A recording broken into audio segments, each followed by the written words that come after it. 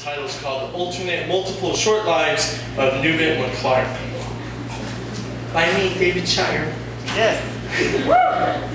It's 10 a.m. Yes, it's 10 a.m. on a warm February 14th. The place is Denny's on Dyer, El Paso, Texas, near the police station and public library.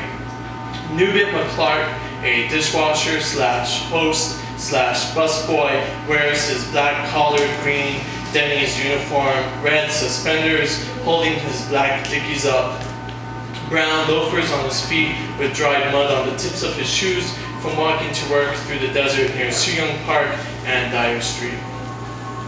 His brown hair is combed back under his black hat, the Denny's logo proudly displayed over the bill of his hat and also the back of his shirt. Neubit mops the floor near the restrooms on the western part of the store, which would be over there if you were in Denny's on Dyer.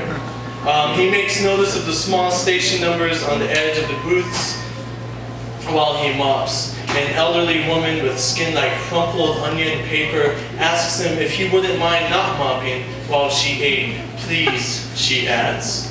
Neubit looks at her, smirks, and extends his left hand out, holding the mop like a scepter with his right hand, bringing his left hand to his chest and bows, pressing his fingers over the Denny's logo, never losing eye contact with the woman nor removing his gentle grin, though smiling to a child, he says, "As you wish, Your Highness." Her husband is the only one whom laughs. He has a large, thick beard like white cotton candy stuck to his face.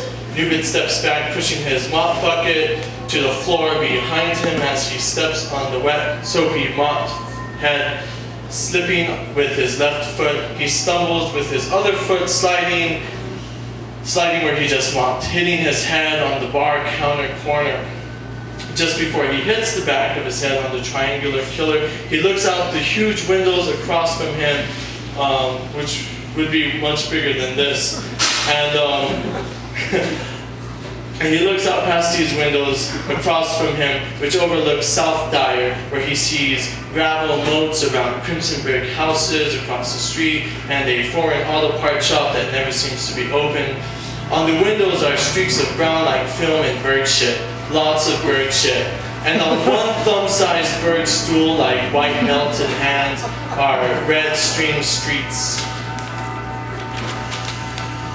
I forgot to wash the windows, he thinks, as his head meets the edge of the counter, bursting an aneurysm in his brain, causing his skull to swell with blood, instantly lost in coma and dies before the ambulance arrives. The time is 10:06 a.m. Or, instead, Neubit never mopped the floor. He cleans the windows first at 9:50 a.m., dipping the long 5-foot pole with a yard-long sponge as far up the windows as he can, bringing it down with a trail of foam and water, up and down his arms go, then using a rubber-like pad on a beam, the same length and height similar to a windshield wiper, he clears the water, soap, and bird shit. He started on the left side of the store, stepping through thick greasewood bushes. He wets and clears the windows quickly, hardly ever having to redo an area, leaving zero streaks behind, only neglecting the dusty window top that he can't reach where pigeons perch on the upper 3-inch seal. He feels like the bouncing electric tempo on a stereo display screen along with the track number. This track would be window melody number 4. An old woman with onion paper skin looks at him while she eats a grand slam. Typically the dishes bacon or sausage, sometimes cooked briefly in the deep fryer, egg beater, which is pre-whipped eggs, that's 50% real eggs, and pancakes served with a side of toast. Her eggs are poached, which means she got an egg 100%, and her 3 stacked pancakes are pushed to the end of the booth next to the sugar packets and salt near the window where Neubit cleans on the other side. Just as he makes his way to the front of the door near 2 newspaper dispensers, a payphone, and the ashtray filled with Alley Cat brand cat litter, he knows this because he fills it every Saturday at 8:35. He rolls his blue mop bucket of soapy purple water, placing his sponge and squeegee in between the payphone and wooden pole behind it. It's not a busy morning yet. Rush hour is at 11:30 a.m. to 2 p.m. Neubit has a small squirt bottle of lime away to clean the stainless steel ashtray. However, just before he can do this, 3 men walk up, covering their faces with bandanas and wearing large black parkas on this hot February morning, entering Denny's to rob it. One heads to the hostess, Lacey, a 16-year-old high school dropout, whom Neubit, a 19-year-old El Paso community college student, loves, but is unsure how to ask her out, having failed a day and a half before. Now, with a .42 caliber pushed against the right temple of her head, another goes to the back to round up the manager and other employees. Neubit doesn't see any of this. What he would have barely recalled was that he was just about to spray the outer rim of an ashtray when pushed inside the store by what may have felt like the great omnipotent's hands, instantly pressed against the red leather cushioned waiting bench and shot next to his left eye by a man wearing a pink paisley bandana around his nose and mouth with a shaved head and black sunglasses with the UV sticker still on the right corner near the rim, which Neubit never saw. The time is 10:13 a.m. Or, if one prefers, it's 8:50 a.m. on a warm February 14th. The place is Denny's on Dyer, El Paso, Texas, near the police station and library. The windows are unclean. The floor is covered with gray and black dirt from the 2 a.m. rush hour. Black charcoal drawn, looking footprints on the red tile. Bus tubs are filled with dishes from the early morning bar rush. The assistant manager, Jenny, with dirty blonde hair that would come down to her butt if not tied up in a bun nearly the size of her head, sits on a stool near the register, sitting in front of 2 stainless steel blenders for smoothies and a Coca-Cola fountain, calling Neubit on the phone. Neubit, who was supposed to be here at 8:30 a.m. Thus, this is what became of Neubit McClark instead.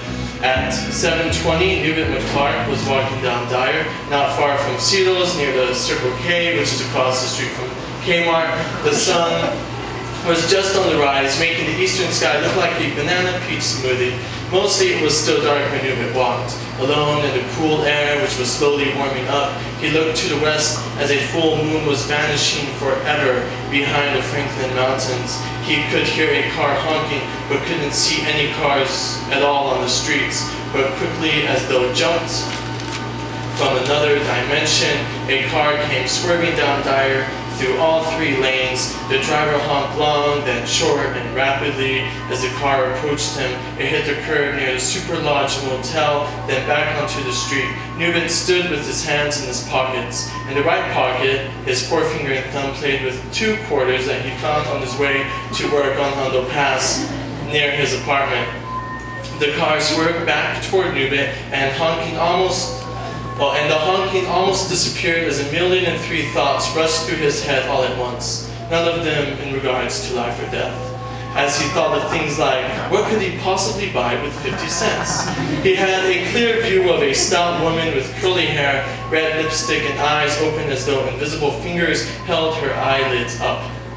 Her hand punched the center of the wheel, where the horn must have been, as her other hand tried to steer the wheel. Her mouth opened as though screaming, but Neubit couldn't hear anything. However, he has this thought. He's never seen anyone so scared in his entire life before. He's never seen fear this close. He didn't wonder what he should do, frozen in curiosity, conquering fight or flight reflexes. Neubit saw and thought this and other things until pulled under a Mitsubishi Lancer and dragged 50 feet near Pep Boys by 7:32 a.m. While back at Denny's, hours later, the assistant manager waits at the corner of a counter on the left side of the store, watching servers carry bus tubs and plates and mugs, half-eaten sausage, moons over my hammy, Boca burgers torn apart, and pancakes never touched, all brought to the back like a parade of discarded food and dirty dishes where the dishwasher would be. The time is 10 a.m. Instead, let's say it's 30 minutes to 10 in the morning. Neubit survived the car crash, having not stopped with curiosity, and instead walked off the sidewalk and onto the parking lot of the subway. The car jumped the curb where he would have stood, swerved back into the street, and regained control as it reached Pep Boys. Neubit didn't get a clear look at the driver's face, but you could tell it was a plump woman in her mid-20s. Now he's hard at work. Neubit is given free food by Uriel,